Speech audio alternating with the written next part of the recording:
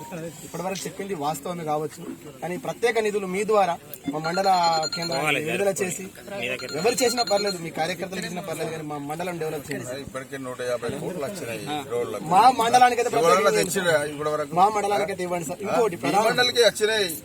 ఇంకో ప్రధాన అంశం ఏంటంటే సార్, పోడు వ్యవసాయ భూములకు హక్కు పత్రాలు కేంద్ర పర్యావరణం అనుమతులు ఉంటేనే వస్తాయి. అది మీకు కూడా తెలుసు.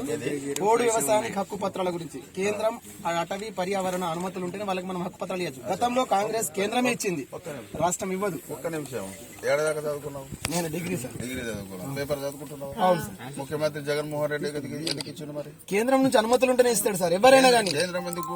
కేంద్రం ఖచ్చితంగా అనుమతులు ఇవ్వాల్సిందే. కేంద్ర అనుమతులు అప్పట్లో కూడా కేంద్ర ప్రభుత్వము రాష్ట్ర ప్రభుత్వాలకు ఆల్రెడీ ఇచ్చేసింది. మీరు ఎవరెవరికి ఇవ్వాలో వాళ్ళు ఇచ్చేయమని. వాళ్ళు ఇస్తలేరు, దానికి ఏం చేస్తాం రాష్ట్ర ప్రభుత్వం? మేము ఇచ్చిన పంట కూడా వాళ్ళే వచ్చి పోస్టులు పెట్టారు. దానికి నేను ఏం చెప్పలేను కానీ కేంద్రం ఇచ్చింది కాబట్టి జగన్మోహన్ రెడ్డి కోరికని మేము కోరుతున్నాం తప్ప మా స్థాయి మేము కేంద్రం ఎప్పుడు ఇచ్చేసింది చెప్పాలి. సార్, కోరికని కోరడం తప్పలేదు కదా. మాకు అటవీ హక్కు పత్రాలకు కేంద్ర అనుమతులు ఉంటేనే వస్తాయి.